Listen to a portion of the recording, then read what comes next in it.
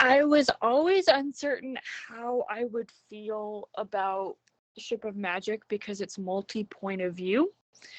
But so far, I'm really liking it. I mean, it's Robin Hobb, for God's sakes. But, yeah, so I am, I would say probably halfway through chapter 2. So I've been introduced to Kennett. He seems like a very fine fellow. Who else? Not Barandal. Shoot, what's his name? Wintro. I've been introduced to him. Brashen and Kyle and Althea. So good old. Can't wait to see why Kyle's a douchebag. Yeah, that's sarcasm. He, like, it's not that I don't like either Kennett or Kyle at this point, but they are, like, I like them because of their already seemingly just, they're not quite awful, but they are, I don't know, I just get bad vibes from them. Even if I hadn't known that apparently Kennett and Kyle are the worst.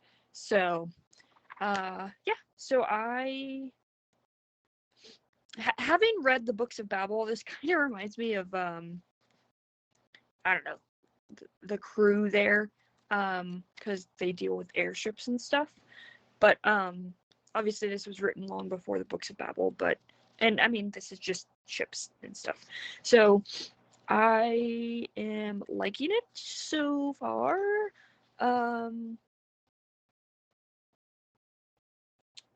What was the thing? I had marked something. Let me try and find it again.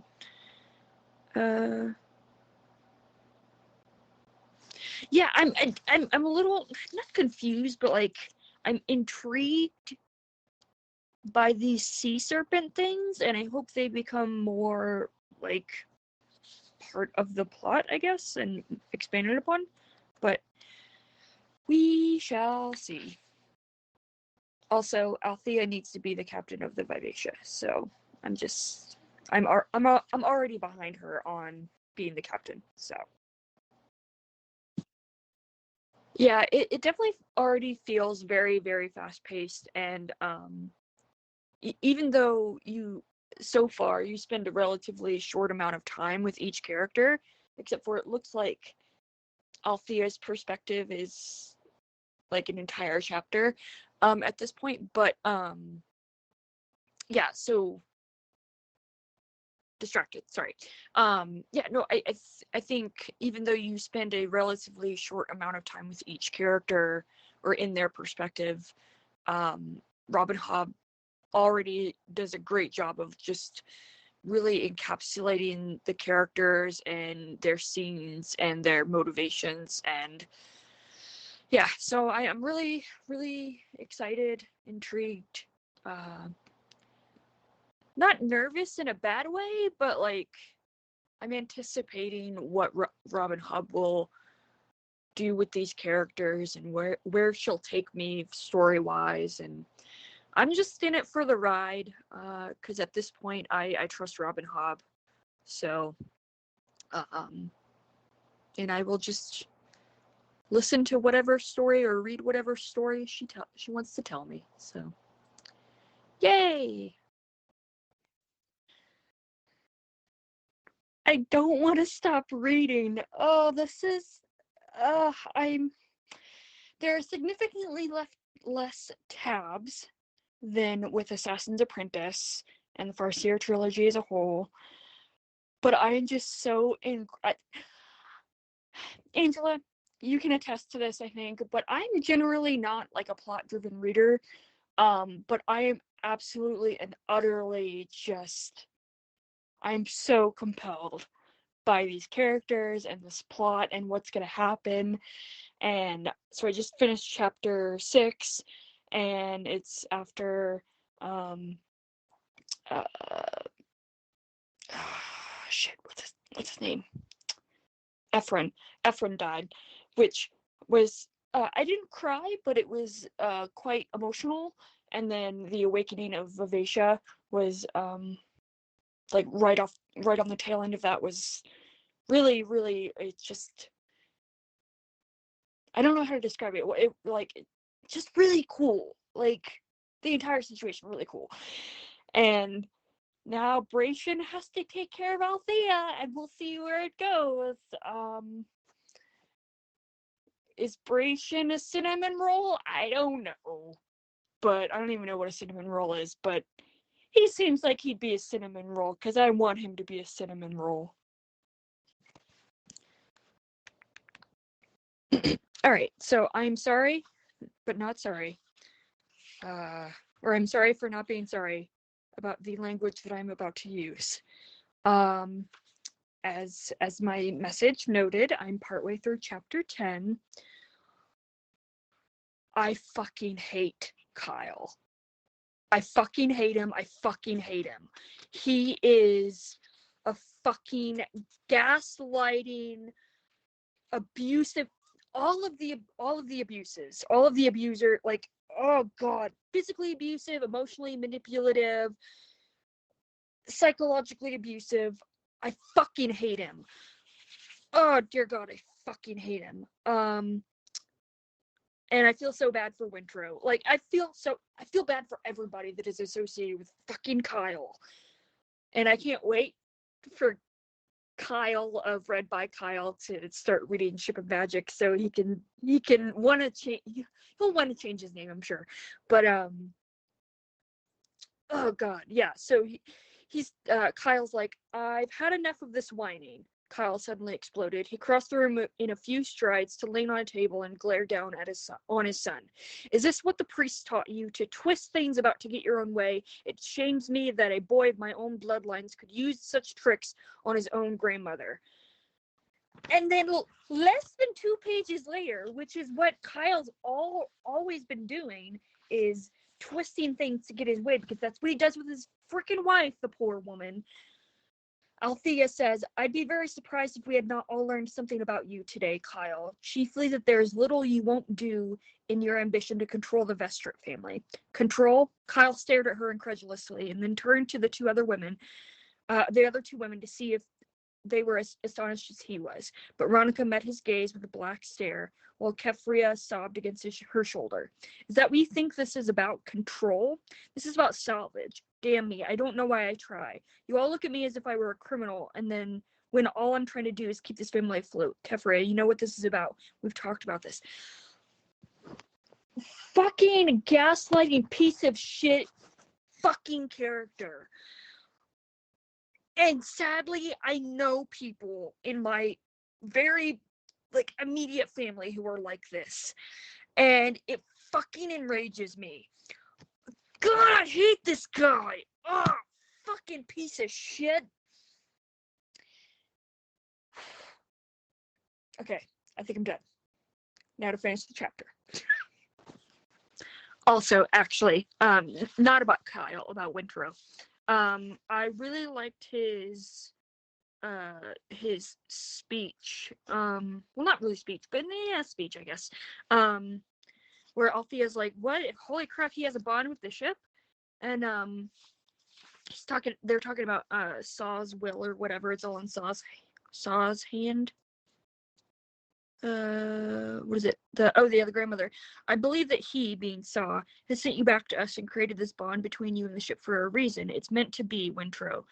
Can you accept it as you once accepted the way we sent you off with the priest? And he goes into a long diatribe of, weather and storms I am willing to say are his will.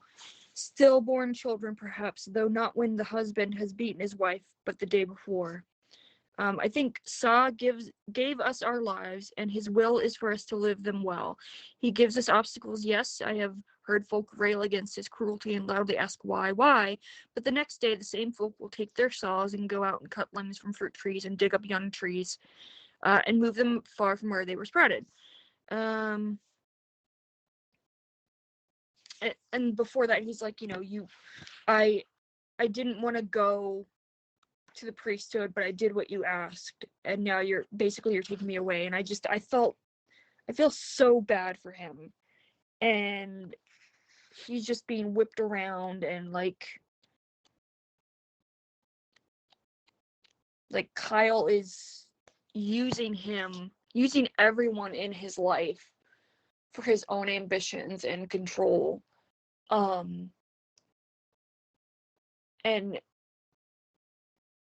making everyone else just believe that that's what's for the best. And I fucking hate Kyle. Back to Kyle. I fucking hate Kyle. Listen, I just need to know if there's a romance between Althea and Brashen, because, pun intended, I'm totally shipping them together. And I'm gonna be very disappointed if there's not a romance between them. Not related to that. I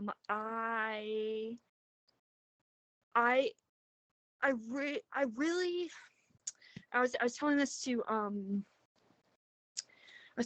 to Angela, I think, on the sprints, that I am surprised with myself, but not surprised with Hob, that I have become so not enthralled. What's the word I'm looking for? I felt so engaged and empathetic. There you go. That's the E word I'm looking for. I felt so much empathy for specifically, well, I mean, for a lot of the characters, but for Paragon. Reading his backstory, that hurt me. And how he came to quickening, and yeah, I mean, it's just really sad. I mean, I didn't cry. Shut up, Andrew. Also, I would like to see the baby. So send baby pictures, please. But yeah, so like, just, yeah, his entire like quickening, that's it hurt my heart. Him kind of yelling for, saying that he made it home, mother, and I guess it's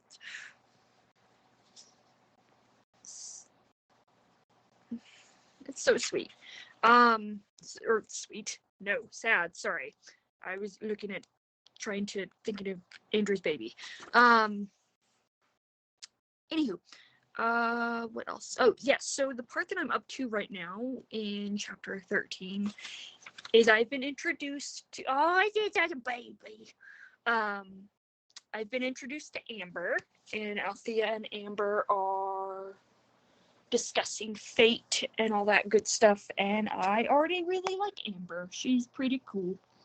Yeah, so more baby pictures. So cute. How is Kaya doing with Caden? Okay.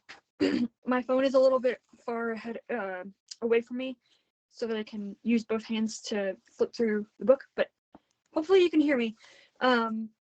So I'm up through chapter 18, as my previous message signified. Angela, I'm not sure if this is the reaction to Malta that you were hoping for. But like, she's not a brat, but she's already causing trouble. Like, her going to the freaking ball and then dressing up like a goddamn prostitute. Oh dear God. And she's just, I don't know. She's just, she's naive, and she's also ungrateful, and she's selfish, but she's not like selfish in a mean way, if that makes sense. I have a feeling that the agreement that what's her face? Oh, Efron's wife, Ronica. There you go. That's her name. The agreement that Ronica made. Kyle, don't listen to this. These are spoilers. Don't listen. Anyways, the agreement that Ronica made is going to come back and bite her in the butt. The one that she made with the Rainwild contact person. And she's probably gonna take Malta because they're not going to be able to pay. I have a feeling that is incredible on the nose foreshadowing. But we shall see what happens. I still want to know if there's a romance between Brashen and Althea. Come on. Yeah. So, what else?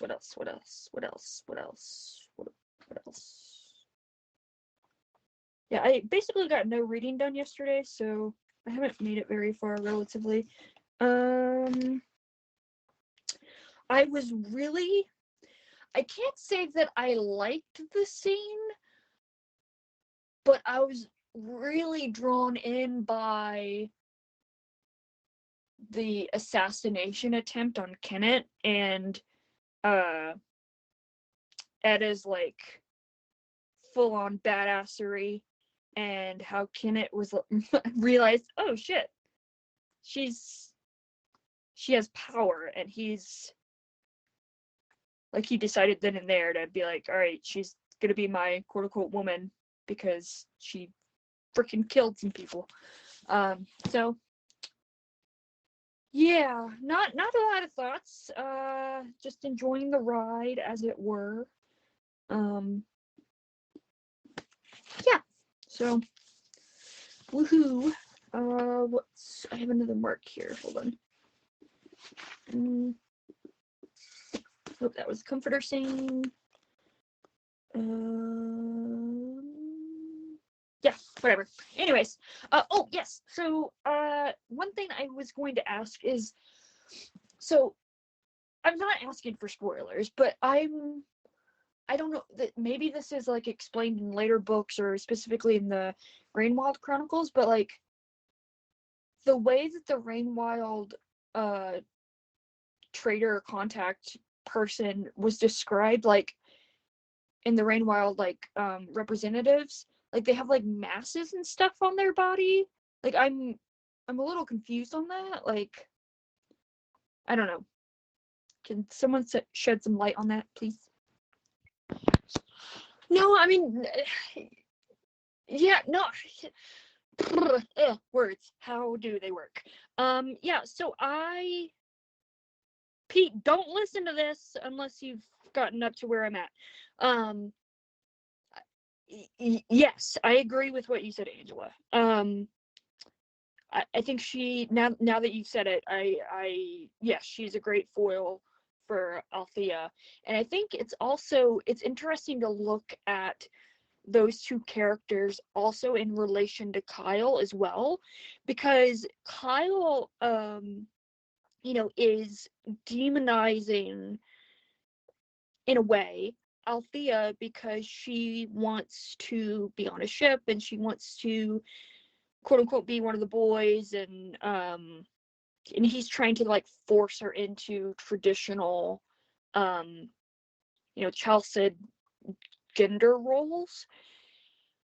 But he's also been with her, like he's had more association with her, as opposed to with Malta. He never sees his kid. Like, I think that would be there, he would have the same reaction that he has with Althea if he were home and he were more had more interactions with Malta and more quote unquote influence, I guess. Because like you said, she's doing almost exactly what Althea is doing in regards to kind of bucking the system and rebelling. but in her own way. But whereas Kyle is, like I said, kind of demonizing Althea, he is encouraging it and enabling it in Malta. And I think it's also because Althea is threatening Kyle and his place, whereas at this point I don't think Kyle sees Malta as threatening to himself or the family. It's only if she actually did something that I think he would be like, oh, you're gonna shame the family or whatever, if that makes sense. I hope that makes sense. Also, I have not read Gone with the Wind, and I vaguely recall seeing the movie. But yeah, Spoiled Little Rich Girl is definitely it. And also, like, the fact, and it's not even that, like, I find her, like, you know, a spoiled brat. Like, she's young. Like Angela said, she's young. She's 12. She's 12. But in all honesty, when I was 12, I was probably acting almost the exact same way. Obviously not in a fantastical world with balls and stuff like that, but I was probably acting the same way. And I do think it is interesting that how Kefria is finally able to put her foot down with Malta because Kyle is gone. And Malta kind of, she even mentions it, like, why is her mom not crying? She expected her mom to cry when she came back from the ball. I'm sorry, the dog is freaking out. She expected her mom to cry and, like, do all this stuff, and her mom, Kefria, just, like, put her foot down, was like, what the hell are you doing? I'm pissed off at you, you're in deep shit. And she's like, she didn't expect her mom to, you know, I don't want to say establish power, but, like, to be a parent, honestly, to be firm. Whereas, you know, I think Malta had been coddled by her previously because of Kyle's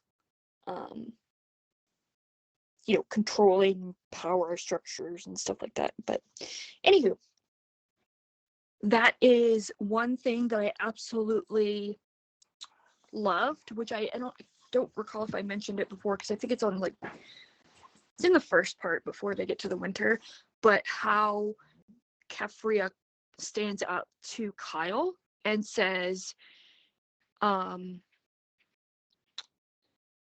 we were discussing not Wintro, but Malta. As you have insisted that only you know the correct way to raise our son in the ways of men, perhaps you should concede that only a woman can know the best way to guide Malta into womanhood.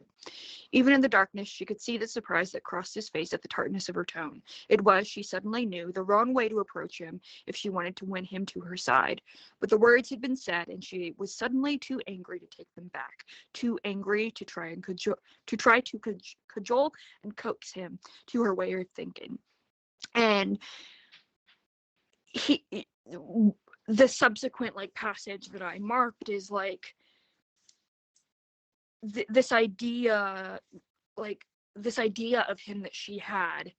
I mean, I think she even says it, is like, he's all these years, or he was not the man she had always believed him to be. All these years she had been married to a fantasy, not a real person. She had imagined a husband to herself, a tender, loving, laughing man who only stayed away so many months because he must, and he had put Kyle's face in her creation. Easy enough to ignore or excuse a few flaws, or even a dozen, when he made one of his brief stops at home. She'd always been able to pretend he was tired, that the voyage had been long and hard, that they were simply getting readjusted to one another. Despite all the things he had said and done in the weeks since her father's death, she had continued to treat him and react to him as if he were the man she had created in her mind. The truth was that he had never been the romantic figure her fancies had made him. He was just a man, like any other man. No, he was stupider than most. She was stupid. And this is the passage that I was like, yeah, fuck yeah. He was stupid enough to think she had to obey him, even when she knew better, even when he was not around to oppose her. realizing this was like opening her eyes to the sun's rising. How had it never occurred to her before? And I'm just like, yeah, Kefria, you bad bitch. Yeah. So I hope that when Kyle gets his comeuppance, that Kefria gets to knock him down a peg or two or three or just down the entire flight of stairs. So yeah. Anyway, to summarize what will inevitably be a very rambling gushing, is that the entire scene of Wintrow and getting his finger chopped off was absolutely incredible. Yeah, it's just, I think it's a culmination of, well, I don't think, I think it is, for me, a culmination of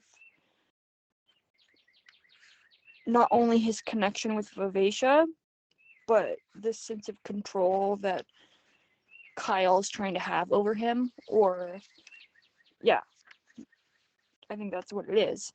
And the fact that Wintrow,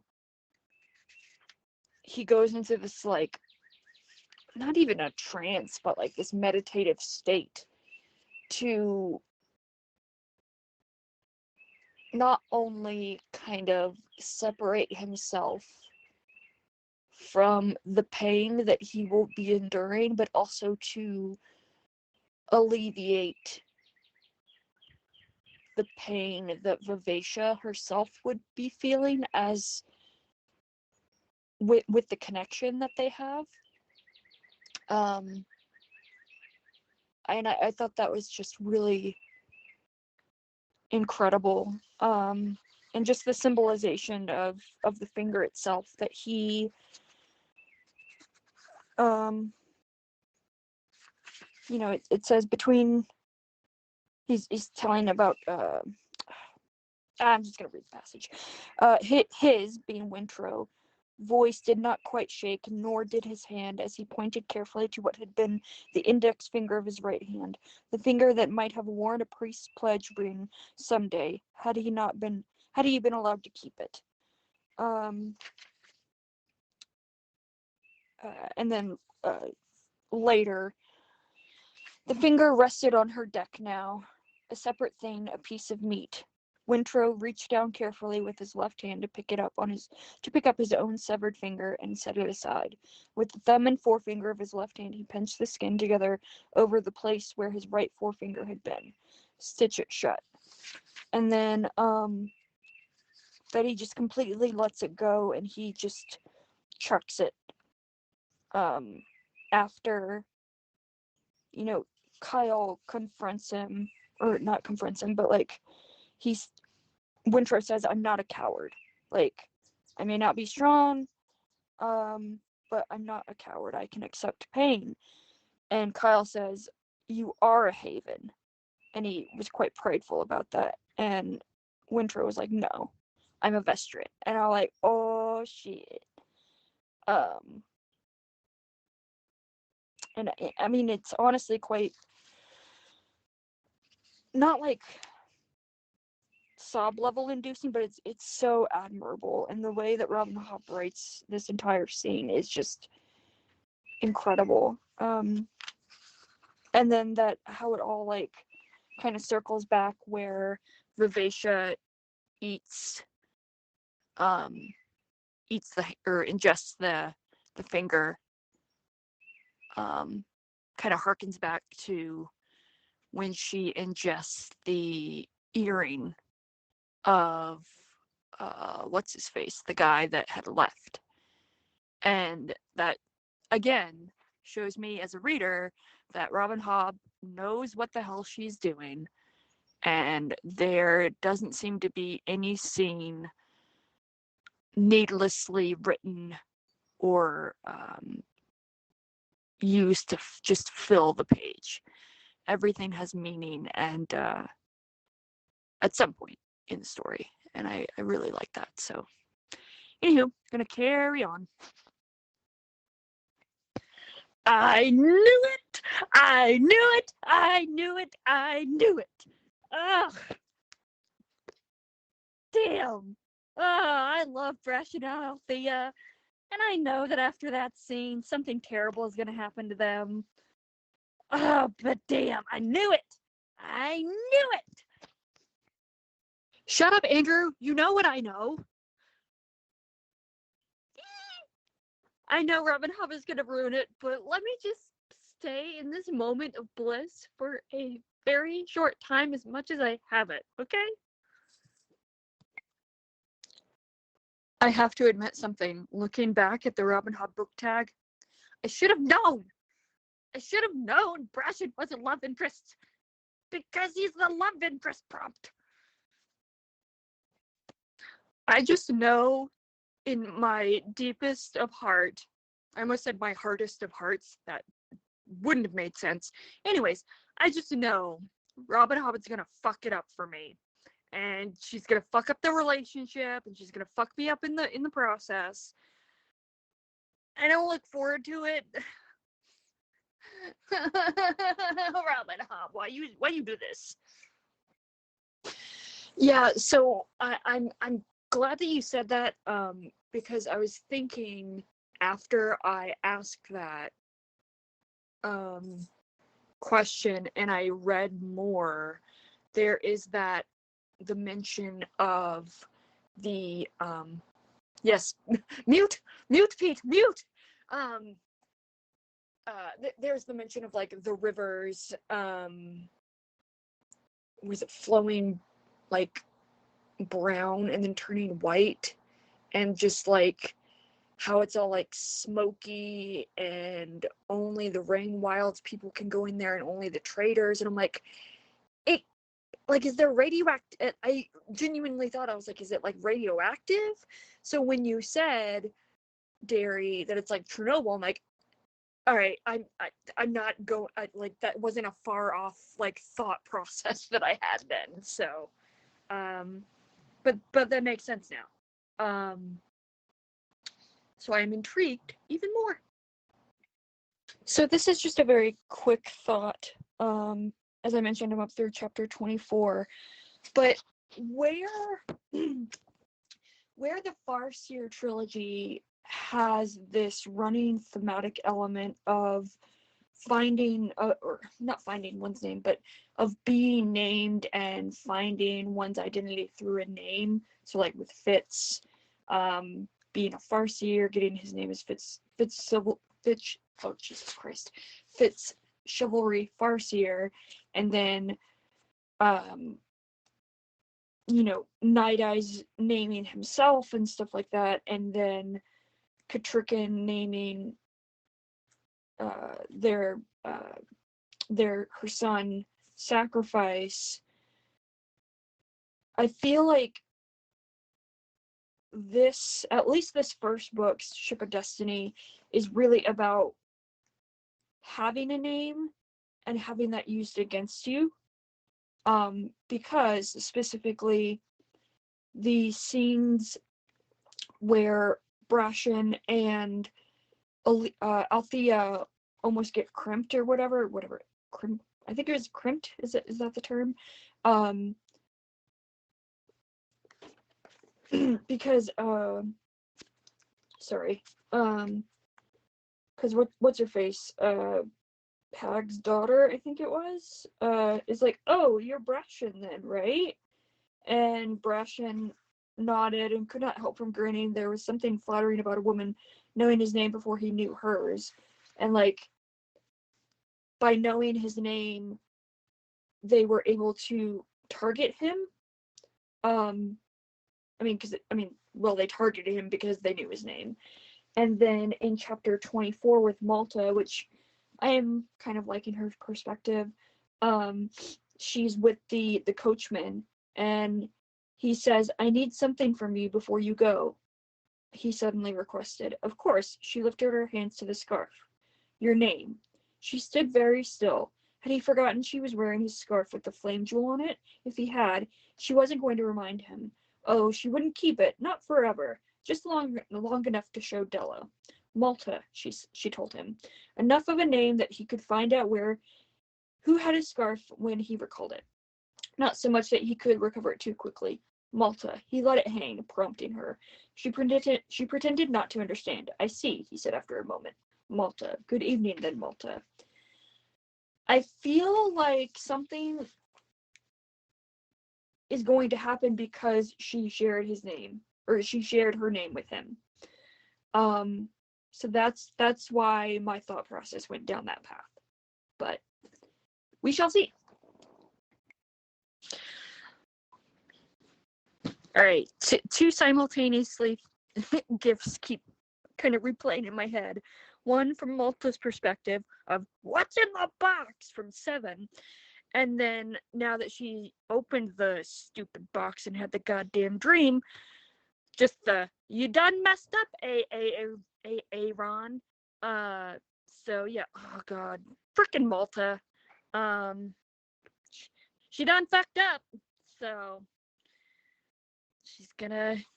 she made her bed. She's got to lie in it. So we'll see what happens. Also, the dream is kind of reminding me. It's giving me like Beauty and the Beast vibes, like original Beauty and the Beast story vibes, where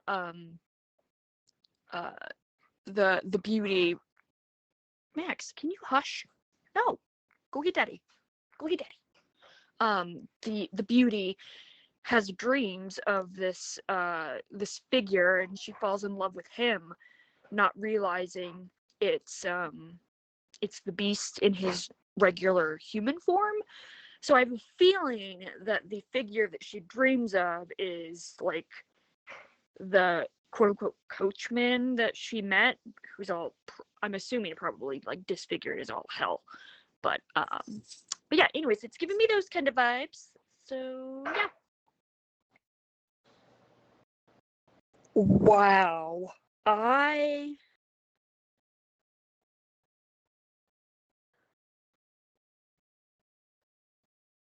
am almost terrified of Malta now.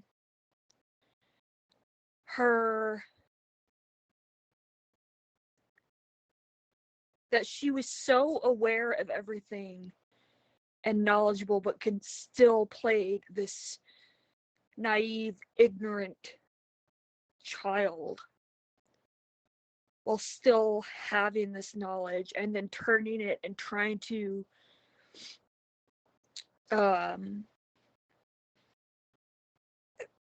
essentially blackmail her own grandmother. Like, she is Kyle. She is Kyle's child through and through. Wow. You know what? I almost hope that terrible things happen to her as well. Wow. For context, which I'm sure you already know, Derry, this is when she's confronted about the dream box, and she's pleading ignorance, and she's saying, no, I didn't take it, when she knows she did. And damn, a lie. And that was another thing. She hadn't meant to lie to her about the box. She wouldn't have done it if the old woman had not been so sure. She had both stolen it and lied about it. If Veronica Vestrid had looked at her and wondered a little if she were innocent, Malta would have told her the truth. But what was the good of telling people the truth when they already believed you were wicked, and the truth would just prove it to them? She might just as well lie twice and be the liar and thief that her grandmother not only believed she was, but hoped she was. Yes, that was true. Her grandmother wanted her to be bad and wicked, because then she'd feel justified in the horrid way she treated Malta's father. It was all her grandmother's own fault. If you treated people badly, then it all just came back on you. And then she turns around and just throws a complete and utter temper tantrum with the porridge bowl.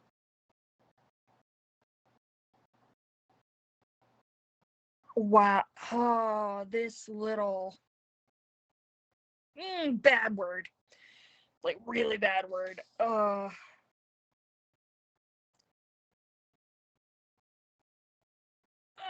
Like I honestly, I think I hate her more than Kyle. That's a feat. So I like Alfie, or oh my gosh, words. It's so late. Anyways, I like Ophelia. She's pretty cool. Yeah, Wintro is a slave now, so that's interesting. What else? I mean, there's a lot of stuff, but the thing that probably just because of recency, but also because it deals with Vivacia, I kind of had to stop reading for a solid 10 minutes and just sit with this part. And it was the part when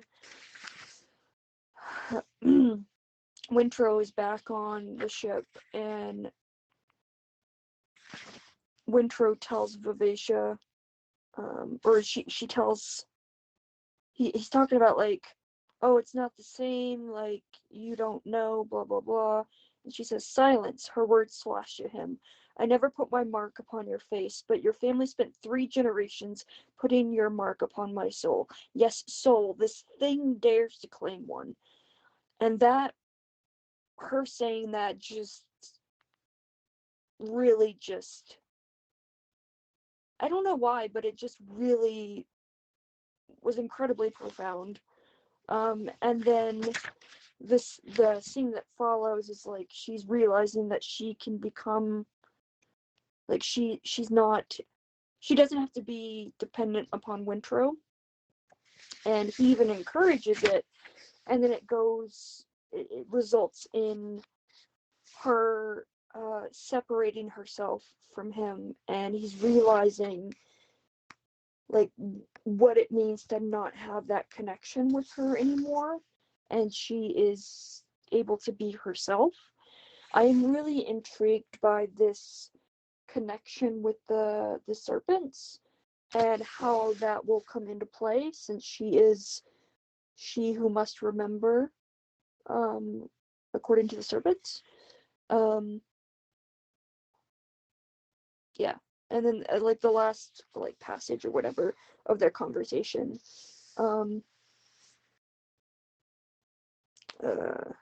she says, the reason is that you've always held back from me. You admitted that just now, and another reason is that perhaps it is time I discovered who I am without you. I don't understand. And that was Wintro. She responds, that is because when I was trying to tell you something important earlier today, you were not listening. Her voice did not sound hurt. Instead, there was a studied calm to it that suddenly reminded him of Berendal when his tutor tried to point out an obvious lesson. I suppose I wasn't, he admitted humbly. I'll listen now if you want me to. Now is too late, she said sharply. Then she amended it to, I don't want to tell you about it now. Perhaps I want to puzzle it out for myself. Maybe it's time I did that for myself, instead of always having a Vestrit do it for me. It was his turn to feel abandoned and shut out. But what shall I do? She turned to look back at him, and there was almost kindness in her green eyes. A slave would ask such a question and wait to be told. A priest would know the answer for himself. She almost smiled. Or have you forgotten who you are without me?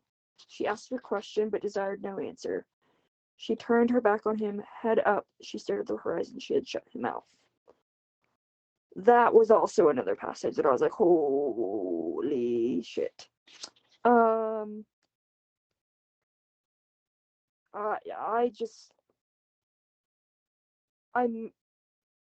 again, I know I said it earlier, but I'm still so amazed and in awe that, but also not surprised that Robin Hobb was able to create a character with so much depth and complexity and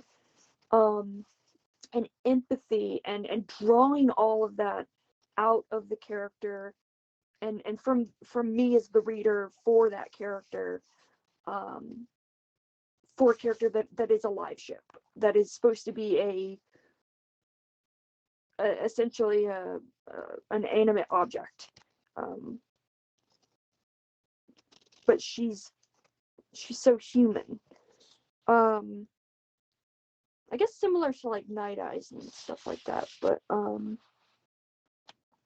that she's able to like make these characters so complex and so real, even though they are not, obviously, because they're fiction, but even more so, they are not recognizably human, if that makes sense. But yeah, I just had to, that entire scene, like when she said that and then that following scene, I just had to stop for a bit and really kind of ponder that over, because it was really, really powerful, I think. So I plan to try and finish reading this tonight, but I'm getting tired. But on the bright side, I literally read 180 pages today, which is crazy bananas that I read that much in a single day, when at most I'm lucky if I can read 50 pages. So good old Robin Hobb just making me truck along. Yeah, so in regards to the for context for the pictures that I just shared, so the you know, I've mentioned about like control and like identity and stuff like that, and that's, I like, it's not overt, but it's not like, whoop, why did it send it twice? Whatever, I don't know what happened, but I only meant to send that once. Whoopsie daisy, sorry about that.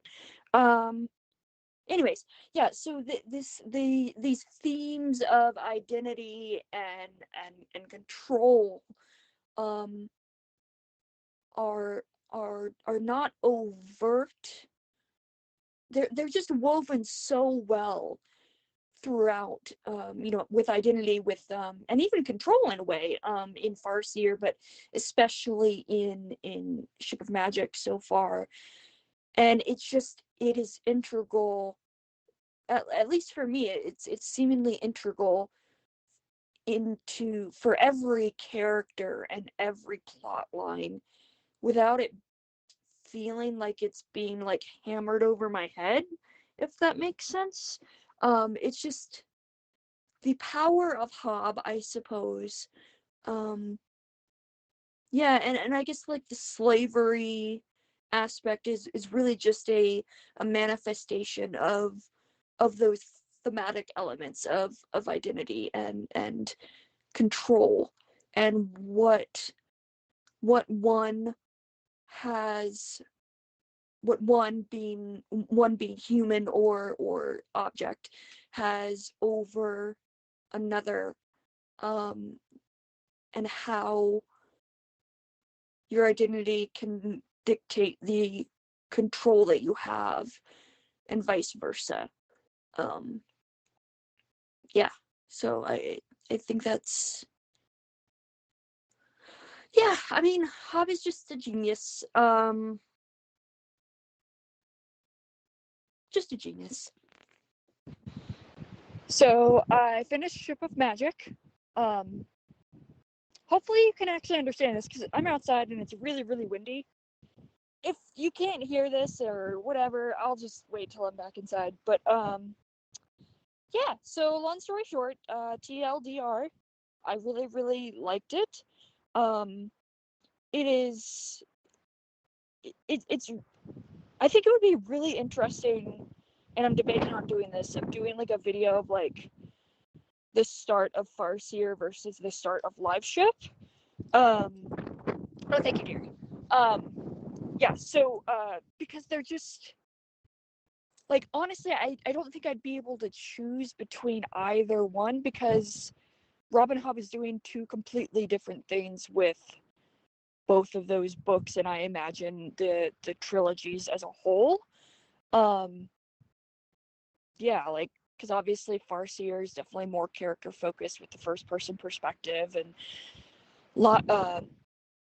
Ship of Magic is obviously much more expansive in regards to characters, and like it's really interesting. Like Farseer, now that I think about it, like even though it's first person's perspective, it's quite grand in the world, at least for me. And then for Liveship, even though there are so many characters and perspectives, it's a very intimate and like focused narrative and like plot and stuff like that. I don't know, maybe that's just me kind of pondering it over. But anywho, also I should have said easy 5 stars. So yay, Robin Hobb. Yeah, no, I understand that like all these trilogies are gonna play into a wider like thing, but if I were to take each trilogy, or at least Farseer as a trilogy, and then Ship of Magic as a by themselves, like, and excluding them from the wider realm of the Elderlings, that's how they feel. But if that makes sense. So I couldn't help myself, and I started the Mad Ship, and the serpents are Elderlings, or at least dragons. Maybe Elderlings are dragons. I can't remember. Interesting. All right, this is a warning. Do not, if you accidentally clicked on this to play it and you haven't read Mad Ship, don't listen to the rest of this message, because this is a huge freaking spoiler, at least up through chapter 4. Specifically at the end of chapter 4. All right, good. You're gone? Cool. Holy crap, Kenna died? Oh my god! I'm only a few pages into chapter 5, but oh my god, Ophelia is making me blush, for God's sakes.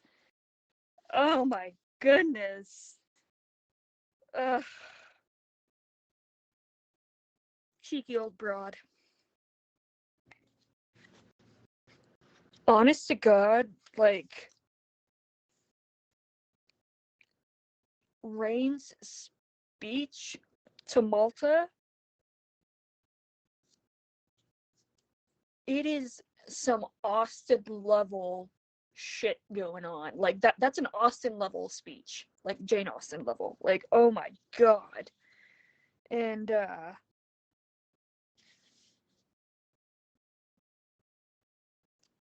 Malta, I ache for you. I long to possess you, to share every secret of my heart with you. The sooner my mother surrenders to every demand of your family, the better. Tell your grandmother that. Tell her she may ask anything she wishes, and I will be sure the Vestrits receive it, so long as I may find you soon in my arms. Like, I mean, I know Malta's like 12, but holy crap, that speech, freaking Austen level. Oh my god. Whew. Whew. And then like Malta, like she knows what she's doing. Like, I hope she either plays him to the point that they actually wind up together, or she tries to play him and she gets just destroyed. Like, yeah, we'll see though. So I'm only partway through chapter 12, but I fucking hate Kyle. God, I didn't think that I could hate him more, but I hate him so much more now. Because he's so...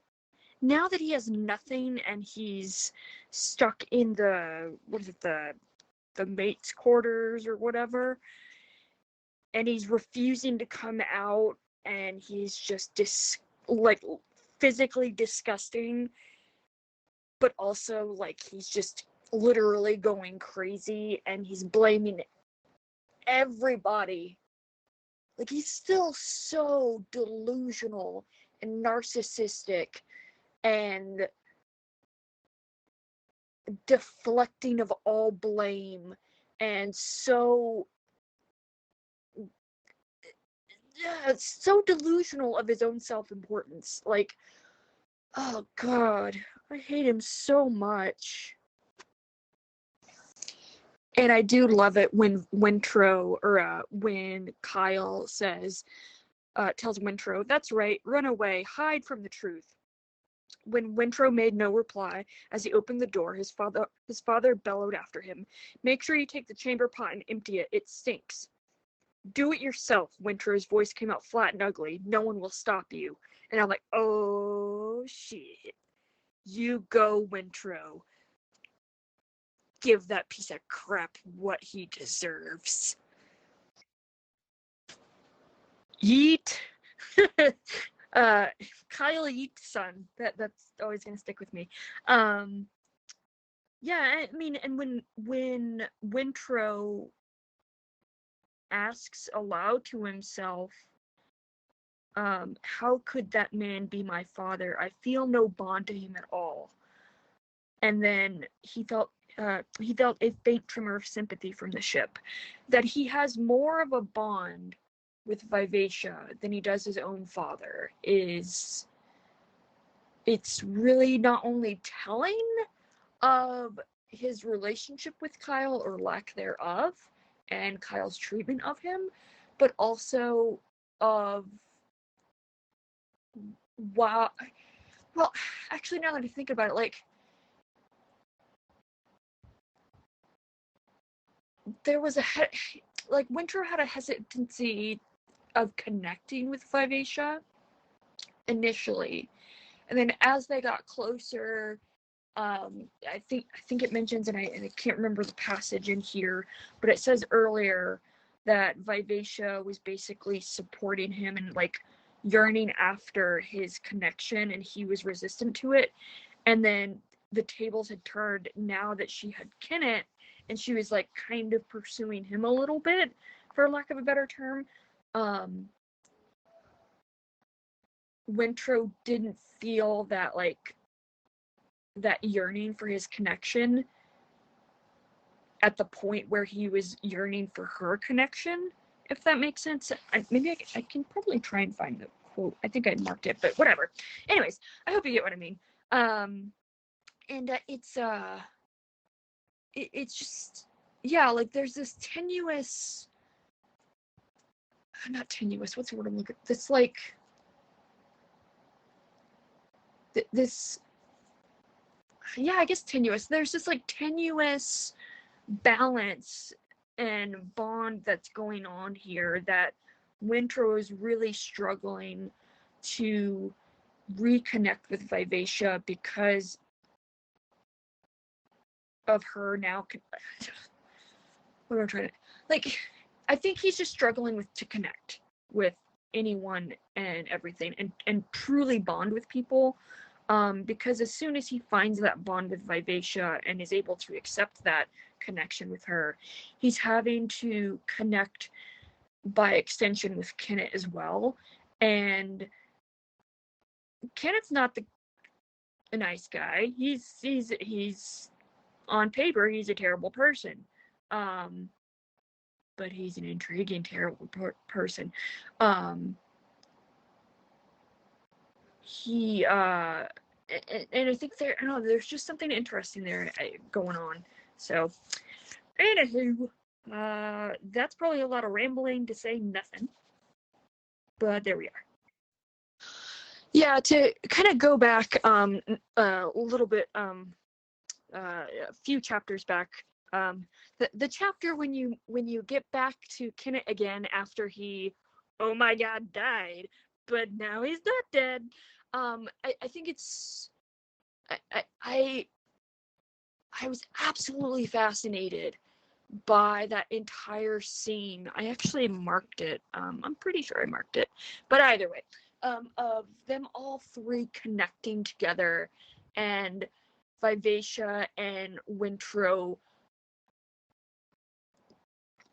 quite literally gathering all the pieces of Kenneth to put him back together. And even Wintrow makes the illustration, and even maybe even physically saw and like envisioned it as a stained glass window. And that's, that's the first thing that you see, if I recall correctly. The first time you meet Wintrow, he's making a stained glass window, right?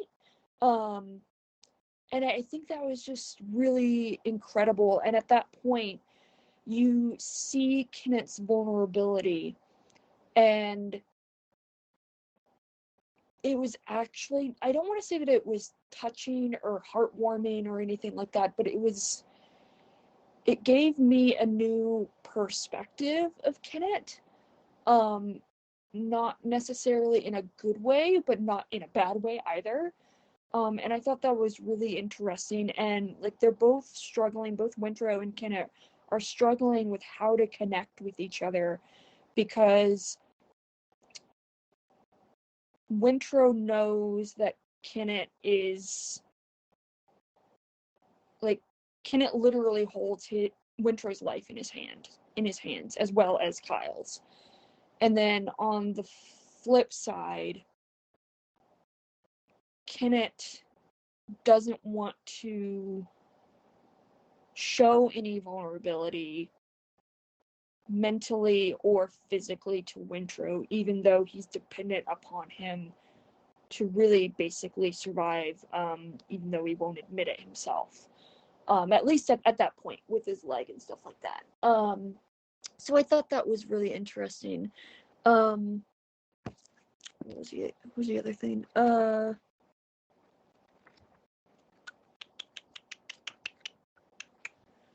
It's gonna bother me if I can't find the thought that I had going.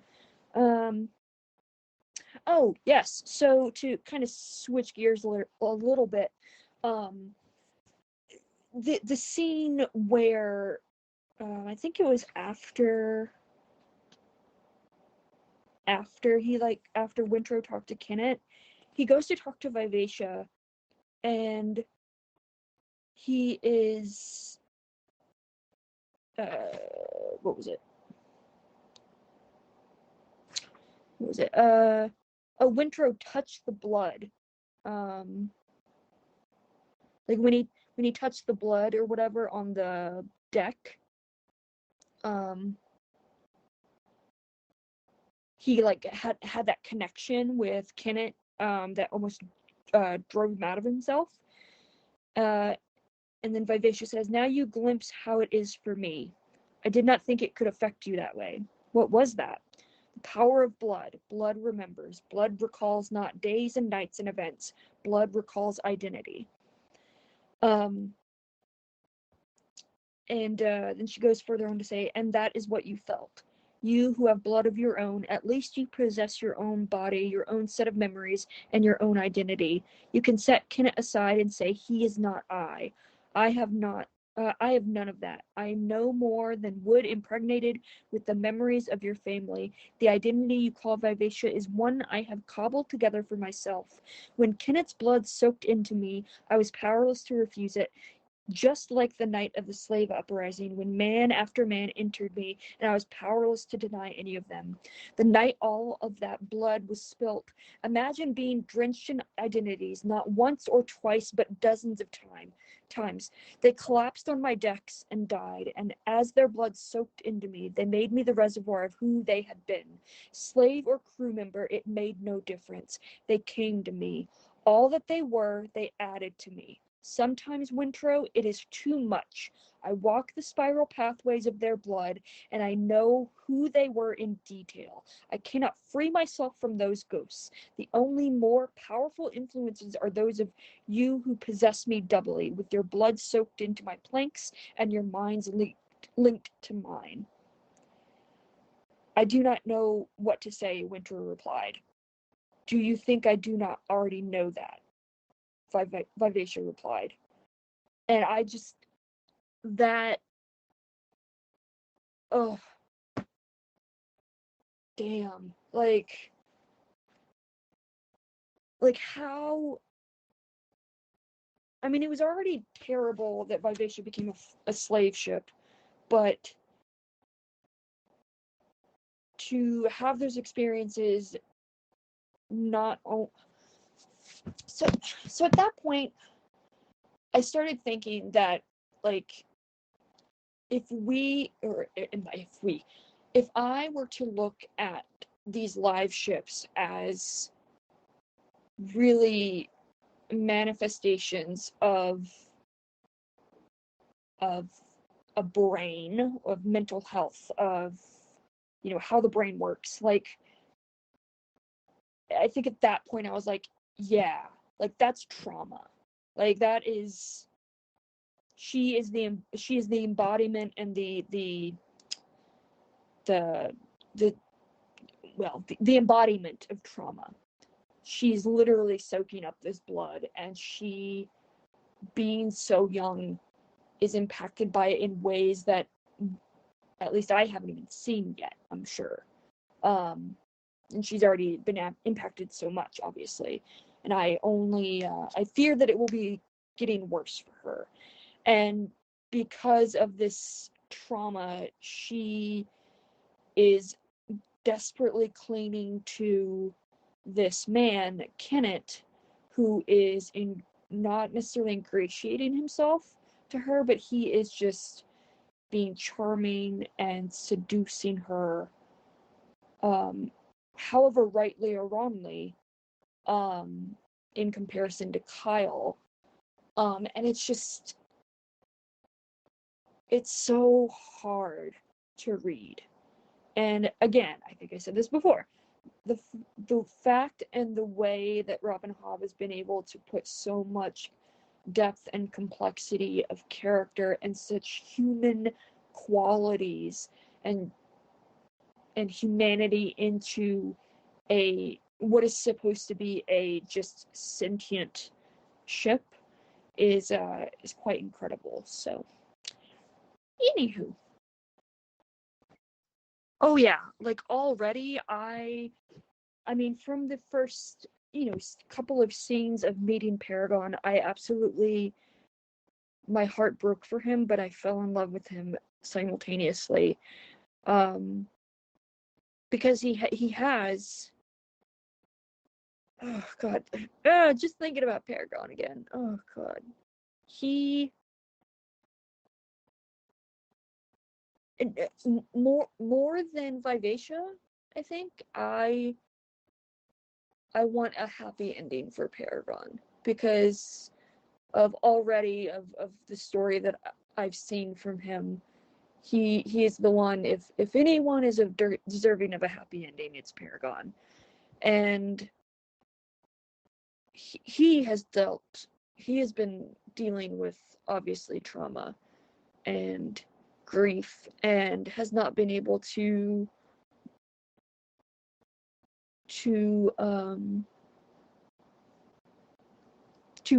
deal with it, like, not deal with it, but has not even been able to cope with it, because he's just been sitting there and stewing in himself, and all his feelings and memories. And I'm interested to, because he keeps saying, he's like, oh, my logbook was lost, so I don't remember. And I don't think that has anything to do with it. I think that's just his excuse, and his deflection, and really the lie that he tells himself, if not others, to avoid, it's like an avoidance tactic, so that he doesn't have to remember, and he doesn't have to, be traumatized all over again. But yeah, but again, that's just from the, handful of scenes that we've seen with him. So I'm only partway through chapter 20, but I just realized that with what we've learned about Kenneth and through the what is it, the Keyhole Island with his mother and stuff like that, that Paragon is the live ship that Ingrot the Terrible captured. I would bet, I would I would almost bet my life on that. So that's really interesting. I just started chapter 25, and like I already had a suspicion that these sea serpents were looking for, like they were looking to the live ships as the ones who must remember. And then after the scene where they take down, what was the name of the that they remembered? Dar something? Draquius? I was like, oh, okay, so they're like, that further reinforced my suspicions. And then now that we're at the launch of the Paragon, the first paragraph in the chapter, I'll just read the passage where I was like, oh my god, it's him. Some preliminary caulking had been done, but not too much. Brashen wanted the planking free to shift as the water lifted the hull. A ship must be flexible to withstand the pounding of waves and water. Paragon must be allowed enough freedom to allow the water and hull to come to terms with each other. The full length of his keel was exposed now. Brashen had run it with a hammer. It seemed sound. It ought to be. It was silver gray wizard wood, hard as stone. I think Paragon is the one who must remember. Or the one who remembers. And especially in combination with Amber. Oh my god. What if Amber winds up dying on Paragon and then he gets awoken?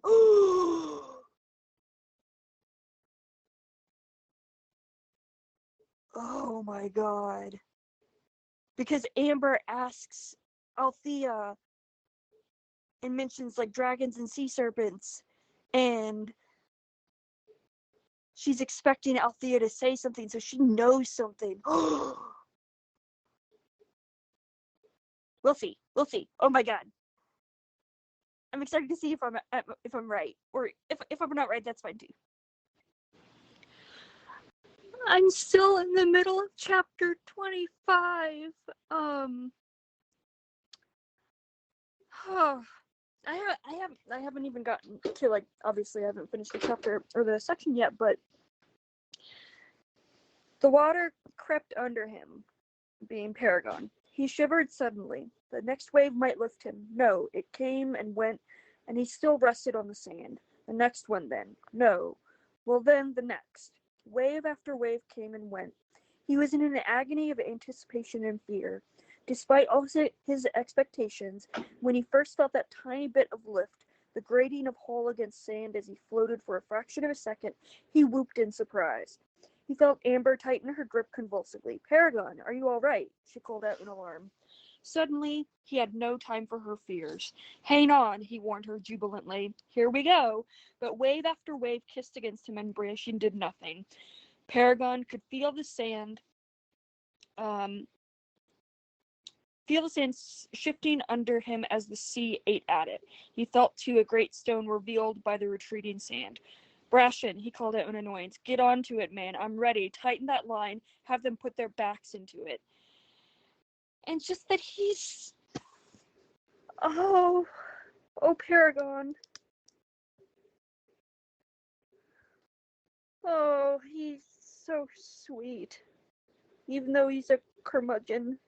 But that he just let himself go and be excited and actually look forward to this instead of resisting it and fearing it. And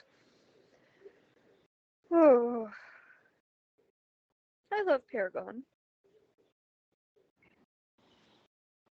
So this furthers, this is another notch into my theory that Amber is gonna die somehow and become part of Paragon.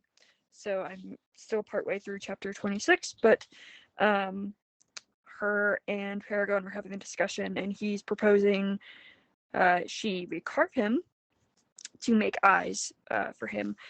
And she mentions that wizard wood is an easy wood. Even with my gloves on, I always felt it was trying to draw me into it when she was discussing fixing Ophelia's hands.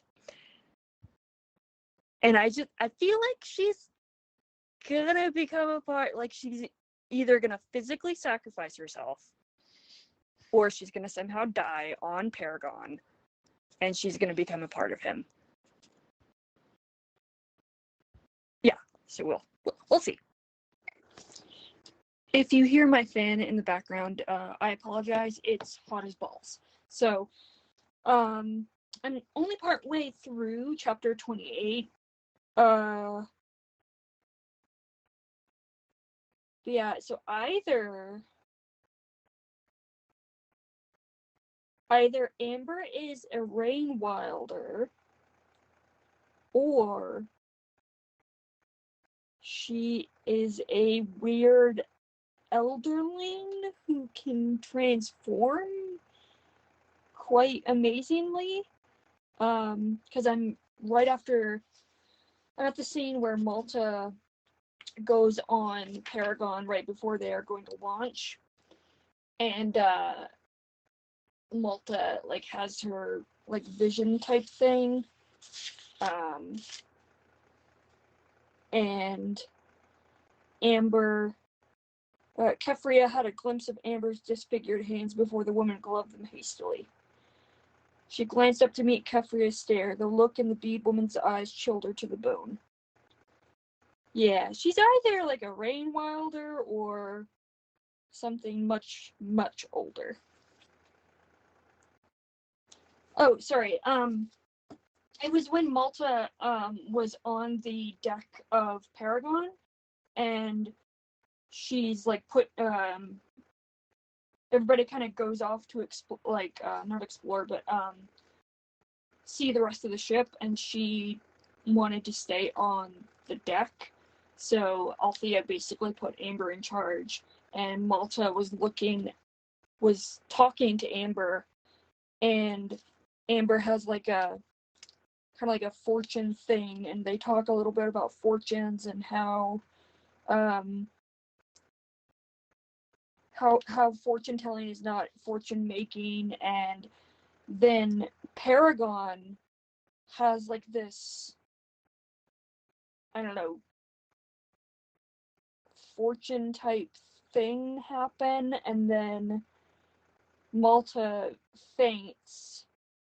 Well, it turns out that she faints. But it's like the dragon. Choose a death. That's all you have left, pretty little one, the choice of your death. No, she is mine, mine. Let her go. Prey belongs to he who seizes it first. You are dead. I have still a chance at life. I will not see it snatched from me. Malta is real. Malta exists. Malta is here. And then when Malta wakes up, she says, I am Malta. So I thought that was cool. And interesting. Sorry if you hear my fan, but I just finished chapter 33. Oh my god. I'm in love with Brashen. Oh my god. Am I in love with a fictional character? Oh my god. I love Brashen so much. Oh god, Althea. They're either gonna end up so badly. There's not gonna be a happy ending for them. I have a feeling, but I want them to be happy together. Oh god. Yeah, so I'm finished with Matchup. In relation to my Bration love and knowing something terrible is gonna happen, as soon as he was like, I'm gonna have you draw maps and everybody's gonna know it's maps, I'm like, Hobbs gonna kill him. Robin Hobb is gonna kill Brashen. She's gonna kill him. God damn it. Yeah, so overall thoughts on the book. I enjoyed it very much so.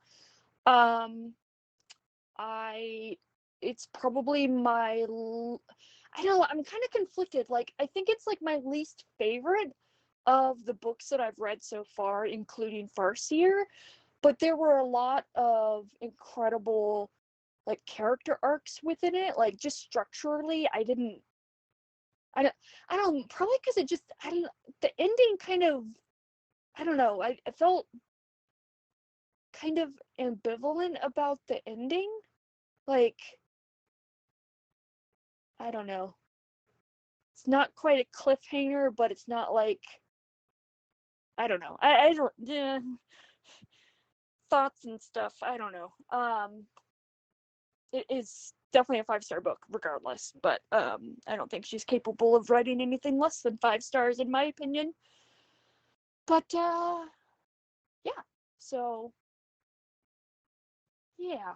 What was I can't remember what my last message was, like, what chapter I was on, but, I really liked the, how, like, the whole, like, satrap Costco? Oh, God. Costco, like, how kidnapping him. Yeah, shut up, Angela, okay? It's actually more like 400 pages in 2 days, maybe 500. Like, again, it's not a bad book at all. Like, it is a 5-star book, but it is probably my least favorite Hobb book so far. Just, I don't, like, again, there's a lot of great moments in there, a lot of, like, amazing character arcs are happening, but I don't know. I don't know.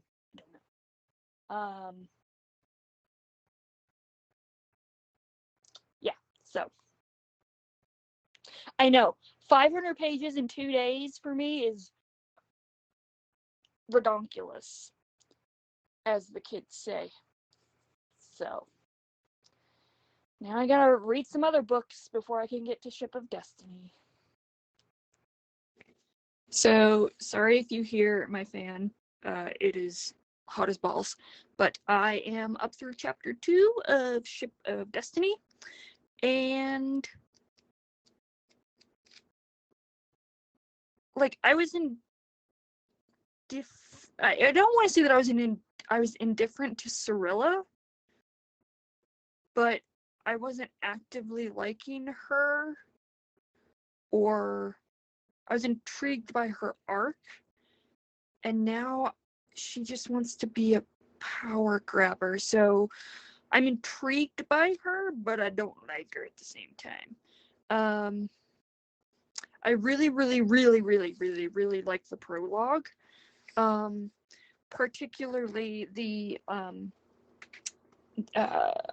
She Who Remembers, reminiscing, or not reminiscing, but like describing how the abominations found her. They surrounded her, interposing their heavy bodies between her and the beckoning ocean. And then when her overflowing glands flavored the water with her ancestral memories, when the water became so toxic with the past that her gasping gills poisoned her with history, then the abominations came. They came to our prison to draw water from her pool and inebriate themselves with it. Drunken, they prophesied to one another, ranting and raving in the light of the full moon. They stole the memories of her kind and used them to extrapolate the future. And then a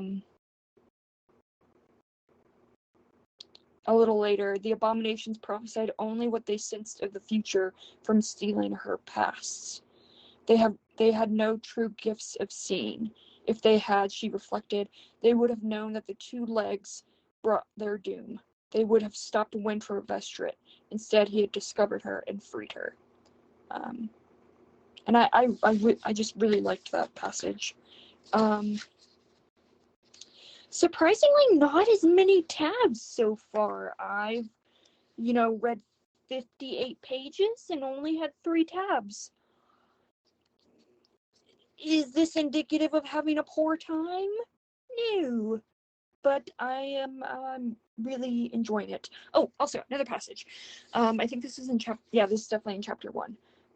It is Kefria talking to Janie, sorry. And she asks, if my children are dead, who am I? And Janie responds, that you are still Kefria Vestrit. I mean, there's obviously a lot more stuff, but then Kefria says, if Saw thought I undervalued my children, might he not take them from me? And Janie responds with, perhaps, if Saw had but a male aspect, but recall the old true worship of Saw, male and female, bird, beast, and plant, earth, fire, air, and water. All are honored in Saw, and Saw manifests in all of them.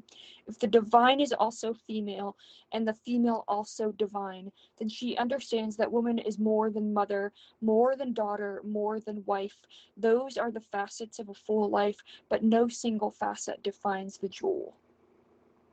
And I really like that out of context, and also in context, considering the the jewels that they deal in and have in the Rain Wilds. So I really like that.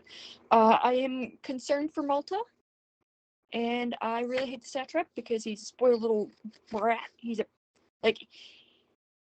He is making the brattiness of Malta from the previous 2 books, or at least the first book, in the Liveship Traders, seem bearable, because he's just a spoiled.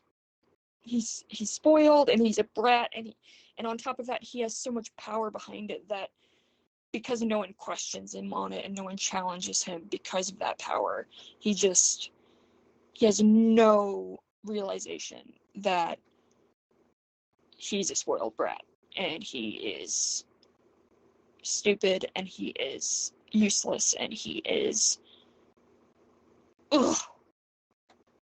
infuriating. I'm in the midst of chapter 5, as my message implies. I love Paragon so much. I continue to love Paragon so much. He is a very wise, wonderful ship. I'm referring to the conversation that he's having with Althea. And they're talking about, the stuff that she's worried about. And he says, don't think of the obstacles that lie between now and the moment when we confront him, being Kennett. Long or short, if you worry about taking every step of the journey, you will divide it endlessly into pieces, any one of which may defeat you. Look only to the end. Which, that kind of is in direct opposition to the thought process of actually getting the Paragon. So instead of because they were worried about we got to do this, get a crew, whatever. It's how about first we actually see if we can buy the ship. So I thought that was interesting. And then Althea says, I think that we will only succeed if we prepare ourselves. Paragon shook his head. Teach yourself to believe you will succeed. If you say, when we find Kennett, we must be good fighters, then you will put it off until then. Be good fighters now. Be now what you must be to succeed at the end of your journey. And when the end comes, you will find it is just another beginning. Althea sighed. Now you sound like Amber, she complained. No, he contradicted her flatly. Now I sound like myself. The self I put aside and hid. The self I intended to be again some day when I was ready. I have stopped intending. I am now. Oh, my heart. Oh, Paragon. I love him so much. So I'm up through chapter 7. And hold on, sorry. I probably should have planned this better. Yeah, so let's see. I am continuing to be intrigued by Cirilla.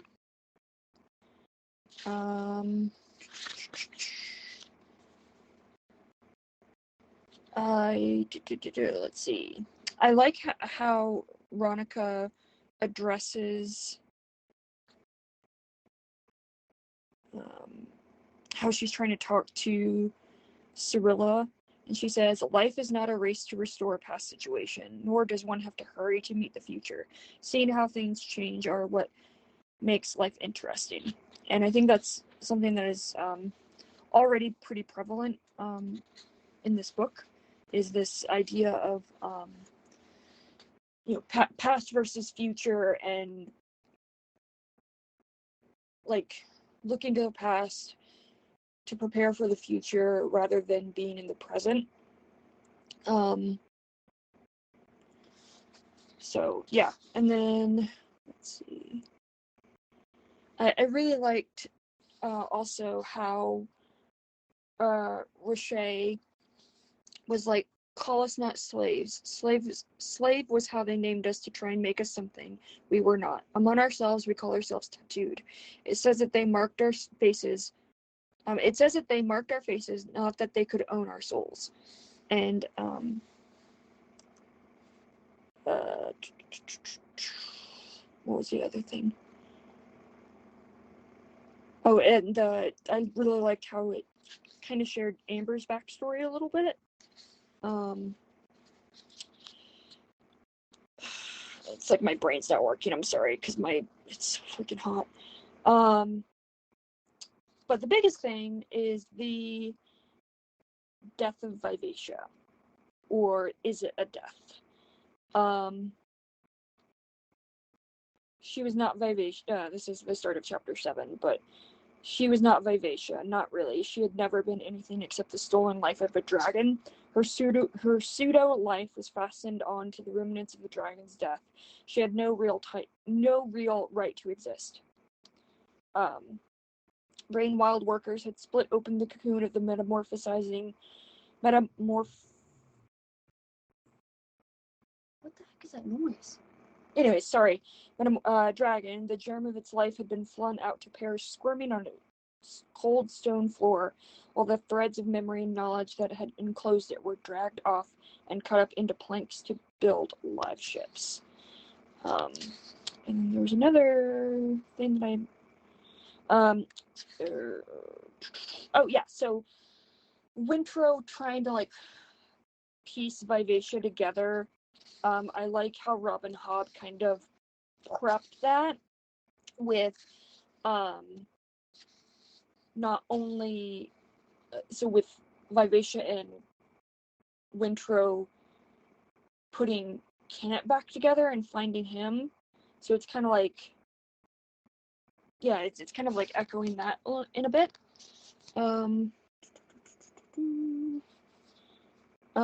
And then this being that Vivacia has become, this the dragon itself, is really intriguing. I hope Vivacia is not actually dead. I hope she's actually still underneath, kind of hidden away in there. But I did like when Kenneth was trying to kind of awaken her again. He's trying to tell the story of what was the name? Adrilla, and Vivacia, who may or may not be actually Vivacia, says Erlida was her name, Dolt. And he asks, "How could you have known Erlida?" The figurehead snorted contemptuously, because we are not as stupid as humans who forget everything that befell them before their individual births. The memory of my mother and of my mother's mother and her mother's mother's mother are all mine. They were spun into strands from memory sand and saliva, and they were spun into strands from memory sand and the saliva of those who helped encase me in my cocoon. They were set aside for me, my heritage, for me to reclaim when I awoke as a dragon. The memories of 100 lifetimes are mine, yet here I am, encased in death, no more than wistful thinking. I really like that passage. And then the deal that she makes with Kenneth, I want what I want, and when I want it, when the time comes for me to take it, I'll tell you what it is. And I'm like, oh shit. Kenneth has met his match. So, we shall see. I'm only a couple of pages into chapter 14 of Ship of Destiny, but I might have mentioned this in Mad Ship, or maybe even in Ship of Magic, but I think Amber is an elderling, because when they're getting ready to dock in Divvy Town during the night, there's the description from Paragon, the entire passage, I'll just read it. Brashen was on the wheel. It was good to have his steady hands there, even better to be the one deciding how he would go and feeling the sailors jump to his orders. Let them discover how it felt to have to place your life in the hands of one you feared, for they all feared him, even Lavoy. Lavoy made fine words about friendships that transcended time or kind, but in his gut the mate feared the ship more profoundly than any other man aboard. And well they should, Paragon thought with satisfaction. If they knew his true nature, they would piss themselves with terror. They would fling themselves shrieking into the deeps and count it a merciful end. Paragon lifted his arms out and spread wide his fingers. It was a pitiful comparison, this damp wind flowing past his hands as his sails pushed him towards the mouth of the river, but it was enough to sustain his soul. He had no eyes, he had no wings, but his soul was still a dragon's soul. This is beautiful, Amber said to him.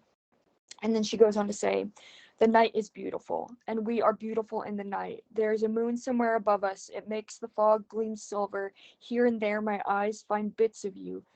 A row of silver droplets hung on a line stretched tight, or the fog breaks for an instant and the moon shines our way up the river. You move so smoothly and sweetly. Listen, there is the water against your bow, purring like a cat, and the wind shushes us along. The river is so narrow here, it is as if we knifed through the forest, parted trees to let us pass. The same wind that pushes us stirs the leaves of the trees. It has been so long since I last heard the wind in the trees and smelled earth smells. It is like being in a silver dream on a magic ship. Paragon found himself smiling. I am a magic ship. I know. I know. Oh, well do I know what a wonder you are. On a night such as this, moving swift and silent in the dark, I almost feel as if you could unfurl wings and lift us into the very sky itself. Do you not feel it, Paragon? Of course he did. The unnerving part was that she felt it also, and put words to it. He could not speak of that. And, that entire, her describing the night and being beautiful and stuff like that, it's goddamn poetry.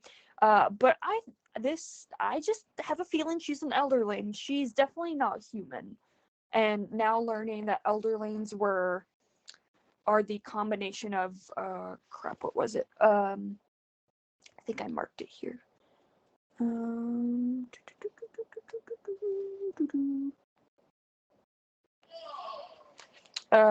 Sorry if you hear my husband, he's watching a game.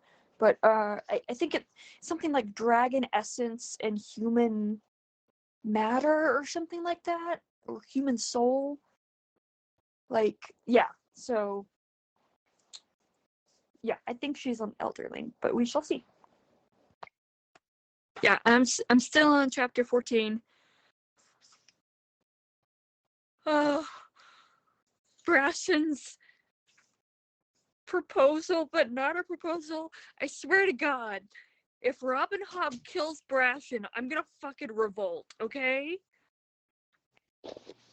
I'm only partway through, maybe a few pages into chapter 21. Simultaneously, I feel like if Kenneth actually does kill Paragon, I'm gonna fucking revolt and burn this book. But at the same time, it says Paragon, the other half of his being Kenneth, soul, rode at anchor in the inlet. And, he's talking about, oh God, what was it? Triumph was not as keen, he suddenly saw, when it was shared only with those who had always expected you to succeed. On all the seas and all the world, there was only one who truly knew all Kenneth had gone through to reach these heights. Only one who could understand how keen the triumph was and how deep the pits of misfortune had been. Only one who could betray his past so completely. Paragon had to die. There was no other way, and this time Kenneth must be sure of it. Oh, if Paragon dies, I'm gonna fucking burn this world to the ground. But also at the same time, if he does, then he's truly killing the other half of his soul. So, because Paragon took some of his, memories and stuff and absorbed himself in him. Yeah, anyways. Angela, apparently you're playing this. I hope you're enjoying New Orleans. So, you'll have plenty of voice messages to go back over when you get back.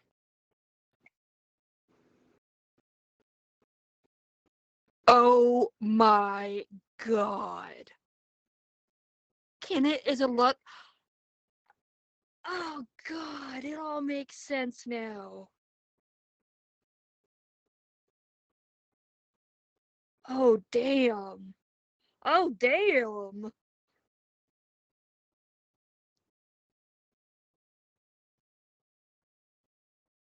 But but he hates Paragon, so but that's his. What? I'm still in chapter 21. But oh my God. Oh, Paragon. I'm at basically the reunion scene, if you even want to call it that, of him and Kenneth. And,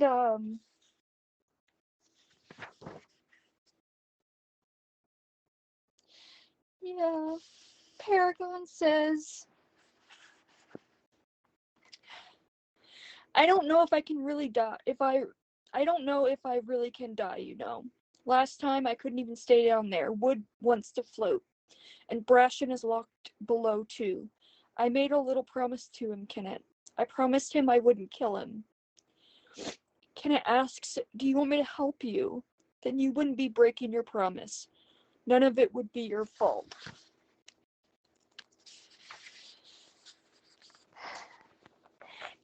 And Paragon replies, could you?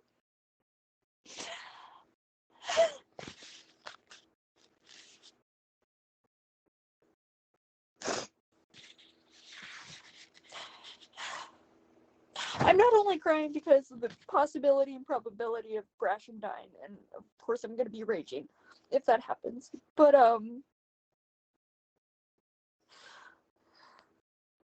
that Paragon did so much for Kenneth, and he took on all this pain and all his memories, and Kenneth just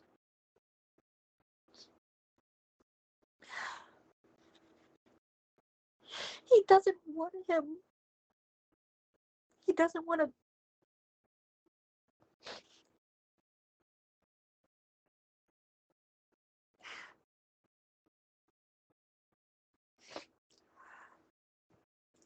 I don't think I've cried this hard since Nose died.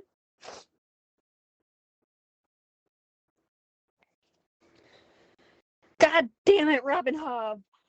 Ugh. Is this gonna be another Nosy situation where I think they're dead and then they're gonna like be saved and then they're gonna actually die? I'm gonna be fucking distraught by the end of this if that happens, because that's what happened to me with Assassin's Apprentice. I was literally on the verge of a panic attack multiple times every time Nosy was involved and mentioned. So, oh dear God. But now that I have the almost catatonic bawling out of the way, I do think it's interesting how Paragon has, like, because he was made of two types of wizard wood, that he has these two dragons like vying for, I guess, control. The greater and the lesser, I think, is what they're referred to. And Paragon constantly was fighting them to, like, literally and like physically, literally and figuratively, to maintain an identity and establish an identity for himself as Paragon. Paragon of Ludlock versus Paragon of the Dragons or whatever. So, yeah. I would love to read more, but I need to go to bed. So, yeah. I'm up to chapter 23, so I just finished chapter 22, so. Oh, dear Lord. So, we shall see what happens. So, one thing that I have had like a inkling thought in the back of my mind is, from the beginning of Ship of Magic, is that Kenneth has really relied on his luck, and the way that we are, when we are introduced to him, we just see him at the other's island, and with the charm and luck and all that stuff. And everything that has happened to him from that point onward has been because of quote unquote luck. And that's truly, it is him taking advantage of other people for his own gain. And honestly, as much as I quote unquote hate Kyle because he's a despicable douchebag, Kenneth scares me the most because of his absolute and utter, I don't even want to call it cruelty, but his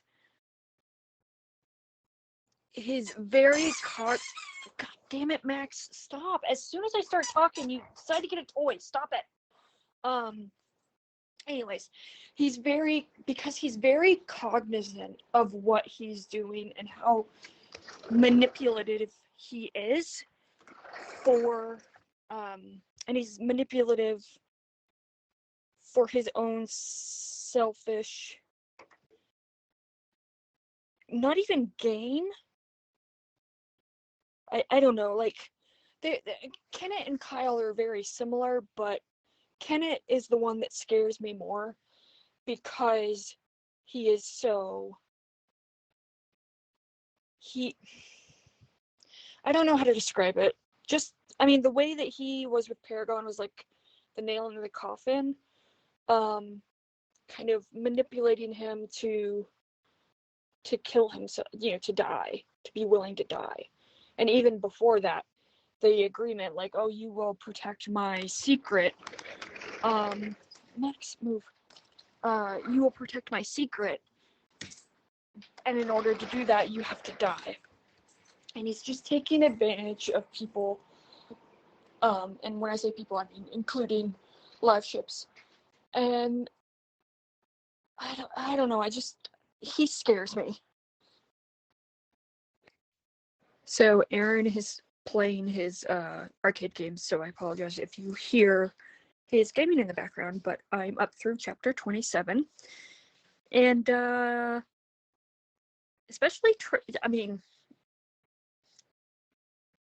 Kenneth raping Althea was incredibly disgusting and really hard to read, as well as the aftermath of her, well, I didn't,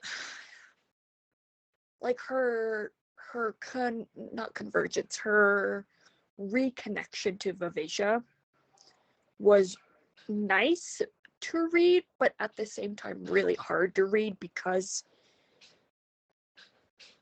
there is the not so subtle implication that Kenneth raped her so badly that she was on the verge of death. Or you couldn't look at it as like she just wanted to die because she was raped, so, by him. But I think it was the former.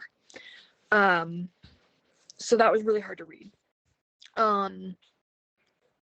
But chapter 27, how everything is coming together with Brashen getting Kenneth's mother, and Kenneth's mother bringing Kyle on board, and he is truly humbled. That's the least way you can describe it. Because he says, I want to go home. I just want to go home. That's interesting. The thing that I find really, really just poetically beautiful and interesting and executed and all that is Paragon, who is a ship who cannot see, and Kenneth's mother, who is a woman who cannot speak because she has no tongue. So Paragon has no eyes. Kenneth's mother has no tongue. But yet they are joined and connected not only by their shared history, but by the logbooks. And by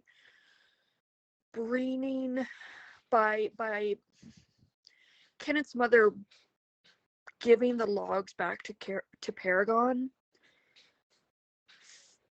as a result of, I don't know, it's kind of an interesting, like, sorry, my husband is playing his games. It's a really interesting, just, I don't even know what to call it, but because Kenneth is the one that took Paragon's vision, Egret is the one, or Igrat, whatever, is the one who took Kenneth's mother's tongue. And Kenneth is the one who asked and wanted Paragon to sink. I don't know, there's just a really interesting kind of weaving there of story in this single moment that I think is just really interesting and really beautiful and really satisfying in a way. In this one scene when the ship's, like you said, the ship's logs are returned to him. And there's so much depth in that single scene that, I mean, Derry, you've read this series now God knows how many times, but I imagine that you could, and by you I mean like generally people, you could do like an academic thesis on just this single scene and this single moment when the ships are returned, or the ships are returned, the logs are returned to Paragon. And yeah, I just think it was really, really beautiful. Yeah, I'm really, really intrigued to see how Rain and the dragon Tatalia, is that how you say it, Tatalia? How their storylines will, and obviously Malta as well, how their storylines will intersect. I mean, obviously Malta is Kyle's daughter and all that stuff, but I don't think that would be the weak weaving of the or weak thread that is weaved in there. I feel like there would be a much stronger thread intersecting, I guess. Yeah, so we shall see. I'm very excited to see how this ends, because if I mean, so far this is my favorite of the trilogy. And I can't even explain why. This is really connecting with me in so many ways. And I think so far, and I might have said it before to other people, but obviously these books are like the sub-series are part of a bigger series, and there was a bigger arc and stuff like that in the realm of the Elderlings. But in Farseer, I liked every book pretty much equally. Like, they were both very specific in what they were doing, and had, I feel like, very much not contained arcs, but there were arcs within each of them.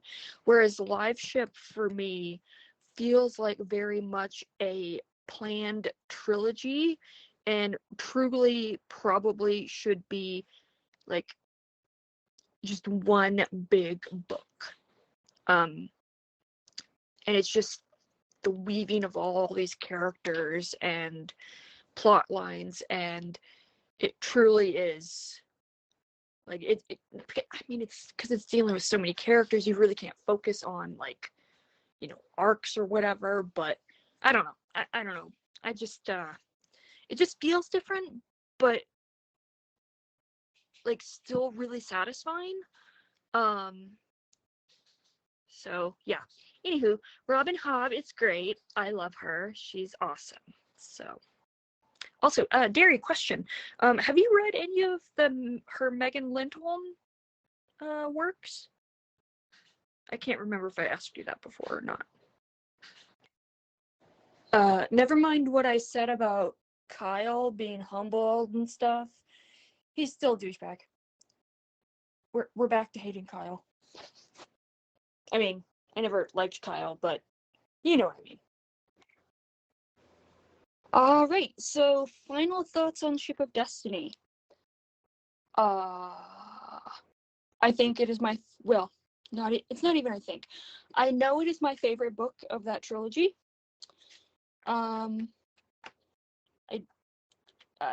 It's alongside Assassin's Apprentice for me. How she was able to weave all of these characters' stories together and make it so seamless and still so unexpected was incredible. Yeah, the only, if I had to gripe about something, if I had to nitpick, it did seem that there was a lot of, like, all the female characters appearing up at the end, or at least Althea and Malta and, well, Althea and Malta, and Etta, in a way. Anyways, but that's a nitpicky thing. But I really, really liked it. I not even liked it, I adored it. So, damn, that was a really good trilogy. I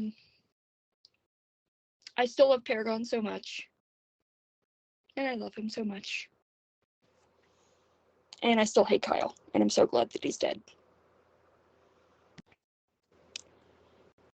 And I think this is basically like a happy ending.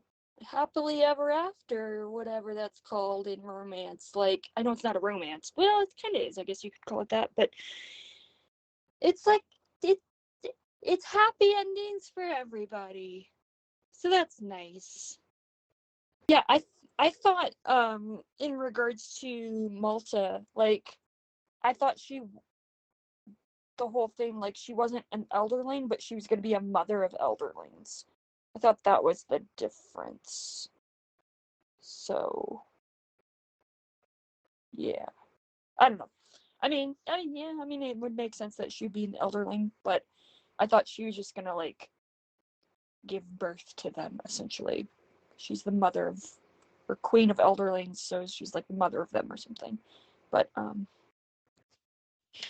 yeah, no, I totally get that. And I was actually a little, I guess, disappointed, initially by the end of Althea's arc. At least initially, like, when she obviously was raped and, like, that's all she could think of, and which is understandable, and how she would not communicate with Brashen. But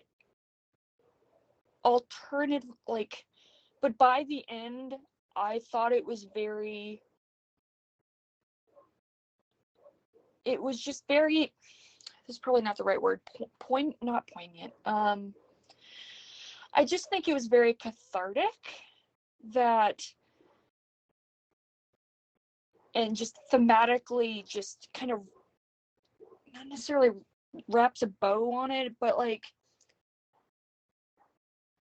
by Paragon taking on Kenneth's blood when he dies, he also takes something from Althea that, as he said, was not his to give.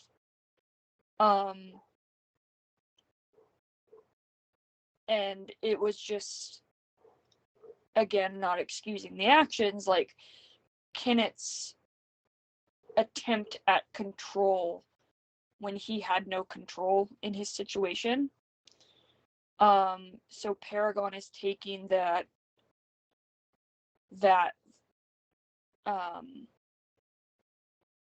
taking that from Althea, because it wasn't Kenneth's to give. It was part of Kenneth. And then it's a good book into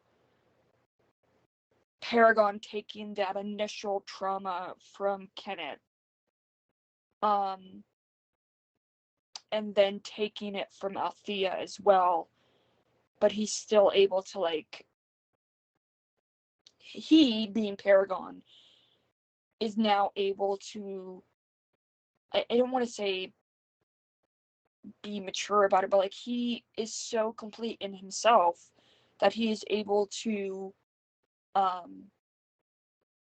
quote unquote, deal with the pain. And he does leave Althea he takes the pain from Althea, but leaves the memories. And up until that point, she's not even able to talk to Brashen about it because of the pain. And he really allows her to be more open with Brashen, rather than repeating a cycle, like what happened with Kenneth and Egrot, if that makes sense. So yeah, like, it initially, I was just like, oh, really? But I wound up coming around and really liking that arc. I was surprised with how, like, there was a really just incredible tension that was just perfectly balanced throughout really the series. Like, obviously she's weaving all these characters and these stories together, but then especially with Ship of Destiny, she builds the tension so incredibly well, and it's just like this, like, crescendo of events, and then you get to the battle, and there's still 200 pages left or whatever, and it's just, I was reading the whole battle scenes and stuff, with the Jamalian ships, and I was like, dear God, where does it go from here? Because this was absolutely, truly breathtaking, not only in the beauty of the writing, but also, like, just the action and stuff. And then normally, like, after that, I imagine it would be very easy to just tank the ending. But the way that she, what is it called, the denouement or whatever, that thing that the move down from the climax, in writing and in storytelling, it was just really, I think it was really, really well done, the way that she wrapped everything up. And it was very, very satisfying for me. Yeah, so, yeah. I totally, totally get what you're saying. I mean, I'll have to double check this, but like, initially, didn't it say that Paragon took the memories from Kenneth?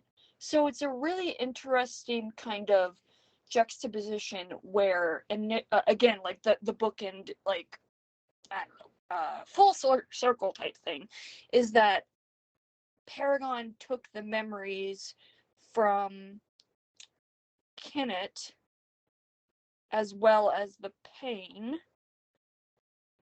and he turned out to be the way that he is. He's still like perpetrating that, whereas with Althea, he took the pain from her but not the memories. I don't know. So I think this is truly like Paragon's like series, honestly. This entire trilogy is about Paragon. And it's, I don't know, I think it just showed Paragon's selflessness. And I don't know. I liked the whole arc of that, not of Paragon and like the bookend situation and stuff. But I totally get what you're saying, Angela, about the whole consent and all that stuff.